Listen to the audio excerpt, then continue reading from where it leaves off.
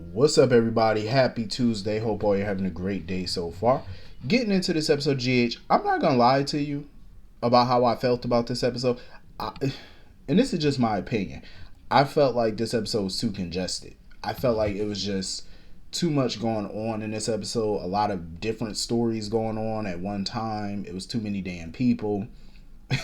That's just how I felt. It's like I'm watching it, I'm looking at it, I'm like, okay, so he's in here, she's in here, he's in here, she's in here, she's in here, he's in here.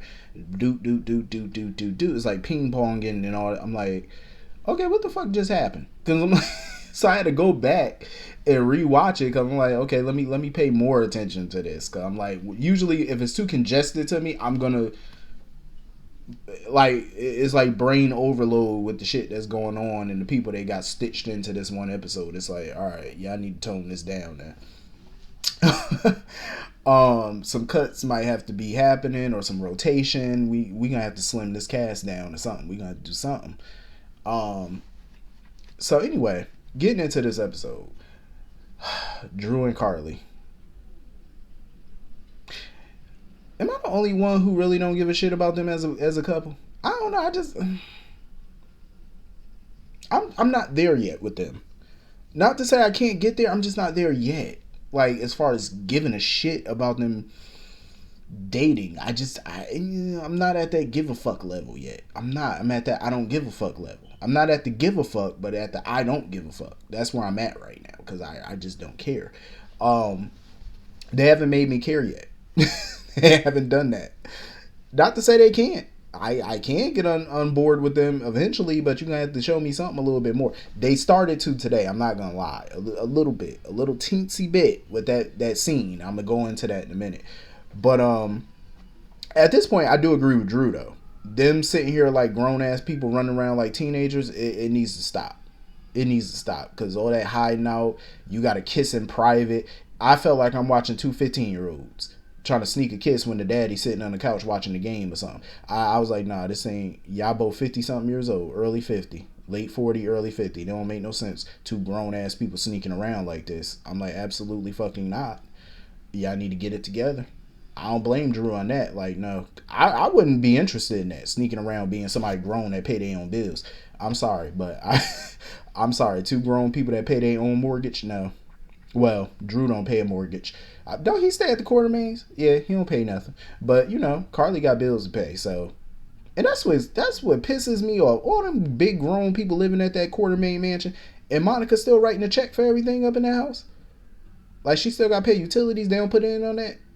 I'm sorry, but if they ain't putting in on nothing in that house, not even the butler cost or the maid cost or the maintenance every month, y'all got to get the fuck on. I'm just saying, y'all got to get out. Family mansion my ass. The family ain't paying, so the family got to go. I'm just saying, keeping it real. Shit, that's a big ass house. And you think one person gonna cut the check every month? You would have had me all the way fucked up. If I was Monica, ooh, they bags would have been packed on the front lawn. Don't let the doorknob hit you with a good Lord split you. Arriva Dirch. Get the hell on. I'm just I could do bad by my damn self. I'm not about, if I got to pay these bills by myself, I'd rather live by myself. I'm just saying. Keeping it real.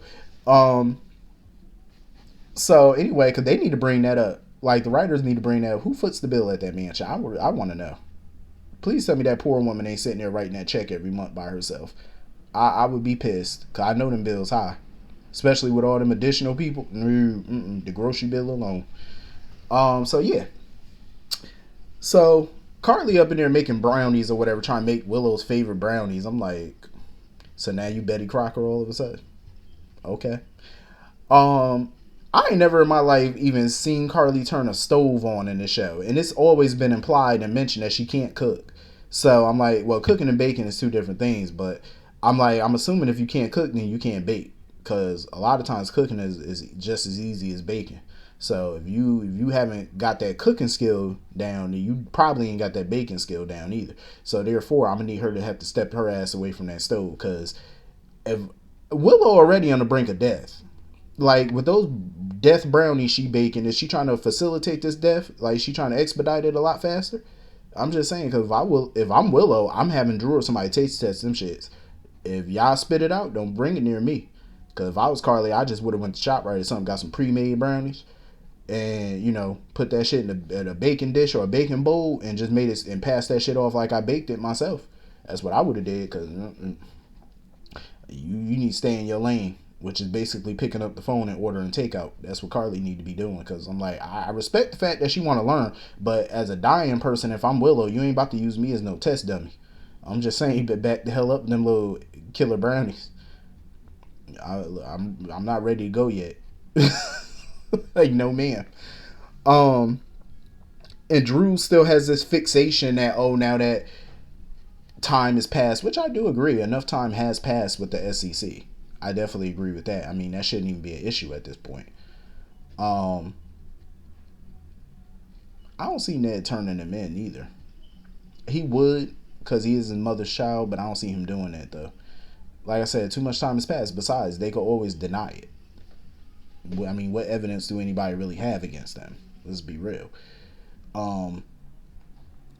But enough time has passed. I feel like they need to be in the open because all this sneaking around is just ridiculous. But Drew seems to think that, oh, now that Valentine gone or whatever, so he thinks that they're going to get control of ELQ again. Shouldn't he go focus on that dying ass media company that he has? Like, don't Carly still own stock in that company? Because I don't think she sold any. So I'm like, shouldn't y'all be focusing on that instead of trying to regain control of ELQ? Like, I'm just saying, food for thought. I will say this though. That scene where he pushed all the dishes and stuff on the counter off and lifted Carly up there on that counter and they started making out, that shit was hot. I love shit like that. When I see it in movies and stuff, I love it. Now, my thought process is that's all hot and sexy and they went upstairs to go do what they do. But as if I'm an employee or somebody that works in that house, like a maid, because I'm pretty sure they got a maid, and you push all this shit to the side or knocking on the floor, if I'm a maid, I'm gonna come in there and ask you, so who cleaned this up? That's my first thought. Who's cleaning this? Because I'm not. Like, I'm just saying, you want me to call a cleaning crew for you? Because I'm not cleaning that shit. I'm just saying, like, it's kitchen help. I'm not cleaning this mess. You got me fucked up. I'm telling you, rich people. So, anyway, moving on from that. I'm glad that Willow gave Nina a little in, like she opened the door a little bit of the lines of communication. I'm glad she did that. But what irritated me was when Nina asked her about the kids, how the kids are doing. Willow sitting there, oh, we could talk about my condition, but not the kids. She can't ask about her grandchildren. Like, all she's doing is asking how they're doing. That's all she's doing. I just felt like that was just foul, And, Nina still kept it cordial or whatever and was like, how you doing? How you doing throughout all this? And all Willow kept talking about was Obrecht, And then talking about Obrecht was the one that kind of, nudged Willow to talk to Nina. Nina thought Obrecht threatened her like, oh, I'm not going to donate if you don't talk to Nina. But, Willow quickly dismissed that and said that that wasn't the case. So, Nina took notice that she kept bringing up Lisa a lot. And she was just like, I'm asking about you. How are you doing? So she was talking about her nails and stuff, how brittle they became. And, Nina said that they did an expose or something about that or whatever. And somebody had gave them a serum that helps with that and keeps the nails strong. So she gave her a sample of it, which I thought was nice. I'm glad that they're, having that open communication, that open dialogue. Even when Michael came back, he asked her how the conversation went. She was like, it went surprisingly well. She's still skeptical about Nina, which is understandable. But it's like, what annoys me with Willow is I remember when she said before how Harmony is a better parent or whatever, or she'd rather Harmony be her mother. And that shit took me for a loop because I'm like, you would rather the woman who pimped your ass out and got you mixed up in a cult and stole you as a child, you would rather her than Nina? I'm just saying, Nina's, got her ways or whatever. But if I had to only pick between the two, it would be Nina. I'm just saying, like, I wouldn't want no damn Harmony. Like, no. If I had to pick one crazy over the other, I'd pick the less crazy. Nina might be nuttier, she might be as nutty as they come, but she's a bit sane. She's more sane to me than Harmony would be. I'm just saying. So anyway, speaking of Michael, him and Dex went on the rooftop to talk. Dex keep talking about, oh, I think Sonny's on to me or whatever, and Michael had to calm his ass down. Like, listen, the fact that he opened up to you about his past and stuff like that, he still trusts you. You know, just keep playing your position, keep doing what you're supposed to do. You know what I mean? Because he feels like Sonny's keeping him at arm's length what the pikemen do. I'm like, dude, you are not Sonny's right hand man. Of course, Sonny's not gonna bring you in on every little deal that he's working on. You're not his right hand. You know what I'm saying? You're new. You know, so he brings you in on what he wants to bring you in on. You're not gonna be brought in the loop on every little thing. Like, calm down, play your position. I just feel like all of this is gonna blow up in both their damn faces. They keep playing this game, it's gonna get ugly. Quick, fast, and in a hurry too. Tread lightly. So anyway, I like that little conversation Portia and Marshall was having. Um, Marshall didn't judge her, and that's what Portia was thinking, that he was gonna hate her, he wasn't gonna like her anymore, or whatever. That's why she's been avoiding him. But he was like, "How could I hate you?" You know what I'm saying? Like, he wanted to actually thank her for pushing him to get genetics counseling, to see if he was misdiagnosed and whatnot. And besides, with everything he's been through over the last 40 years of not being in Curtis's life and the way he left and ran out, he can't possibly judge her. You know what I'm saying? He's just upset because of what this secret has done to their family. You know, it's caused a major rift. And he's just trying to figure out, okay, how the hell can we fix this? Like, what's going to go down? You know, I can understand why Portia kept the secret. I think she was wrong about how she went about it. You know what I'm saying? But I could kind of get it, you know, for the situation she was in. You know, the circumstances weren't great. But she's going to have to work hard, you know, to try and get Curtis back. You know, if she want him back, you got to work hard to do it. I mean, shit, look at what happened during his marriage with Jordan. You know, he was icy towards her. Shit, he's still kind of icy towards her, even when he claimed they're on good terms. So, I mean, if he gonna do that to Jordan, he better keep that same energy with Portia. I'm just saying. I'm just saying. Like, you can't sit here and be icy to this woman for these little minor secrets that she was keeping. I mean, they weren't that minor, but still. And this woman done kept the whole child from your ass for 20 years. You better give that same energy. I'm just saying, keep that up. Because Portia was wondering if, you know, her marriage can be saved, if Curtis would even come back or forgive her. And just then Curtis was getting off the elevator, so we'll see how that conversation go. Um, Speaking of Curtis, he was, you know, bumped into Alexis and whatnot, and she was like, "Oh, I'm sorry, you know, for the late wedding gift." Curtis basically told her, "You can keep that shit," because he was like, "You might as well take your gift back, because that's pretty much where my marriage is right now. It's I'm giving it back." Um, so they had went to Charlie's or whatever, where they bumped into Molly and TJ because they were talking about the pregnancy, well, the possible pregnancy. Come to find out, the test results came back negative. They're not pregnant. Um, I think they were a bit disappointed by it because it kept them on pins and needles. Like, and Molly's a traditional, you know, she's a non-traditional type person. TJ's more traditional. So it's good that they're on the same page when it comes to kids because they both want kids. So that's a good thing. Like, finally, they're on the exact same page about things because they definitely wasn't when it came to marriage. You know, and Alexis pretty much told Molly, like, listen, you can't plan everything because Molly's a planner. She likes to plan everything. Even TJ told Curtis, Molly has a 5-year plan for their life. You know what I'm saying? For the first 5 years of their life, you know, get their careers off the ground, do what they want to do, then have kids. But I agree with Alexis. She was like, you cannot plan life. Like, you just cannot plan babies. It's some shit you just can't plan. Babies is one of them. And she was real with her about it. She was like, you know, babies are exhausting. She said it's a lot of work. It's tiresome. But it's a blessing. It's a beautiful thing at the same time, which it is. You know, both, it's a beautiful thing to have kids, but it's an exhausting job too.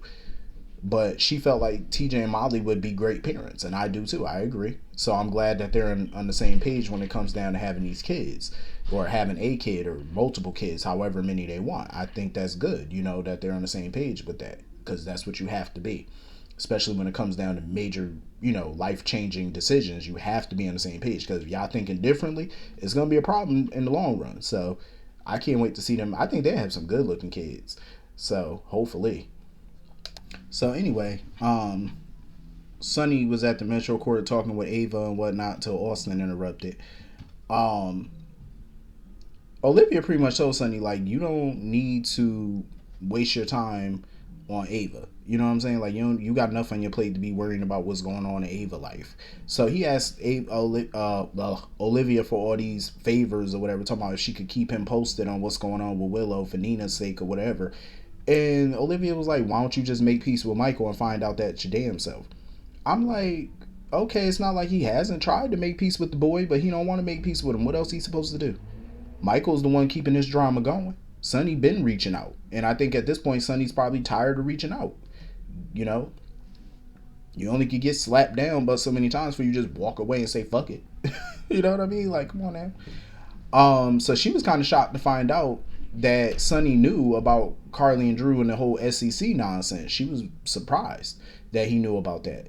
Um, because he also asked Olivia to be kind to, Nina, like, take it easy on her or whatever. And Olivia was like, should I try? But she was like, her first loyalty is to Carly, which is not a shock. So they started talking about the whole SEC thing because he was like, people going to start growing suspicious about the timeline of their relationship, start asking questions.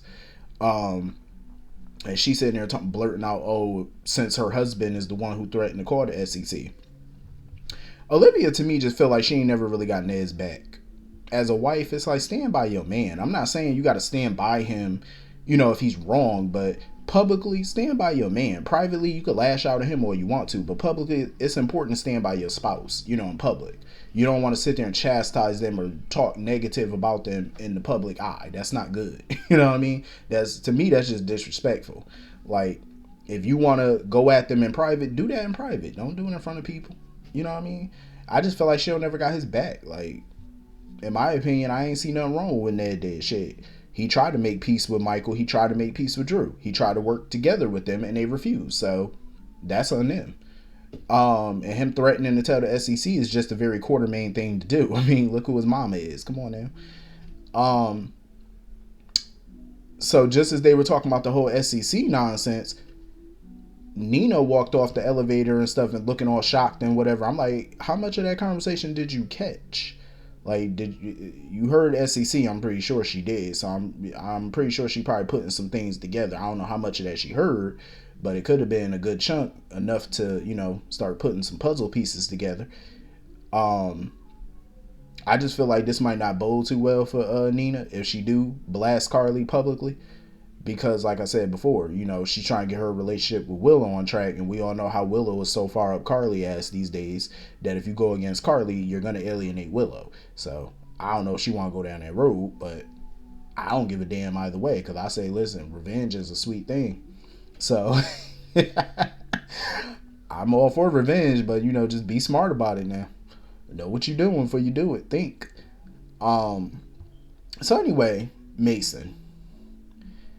He come up all up on Austin and Ava or whatnot, and basically feel like, oh, you must be in trouble or whatever if she going to Sonny, because Austin wasn't keen on her going to Sonny for help, and Ava felt like he might be able to help them, and he was like, no, yeah, he could help us get killed. He was like, Austin said, no, keep him out of this shit.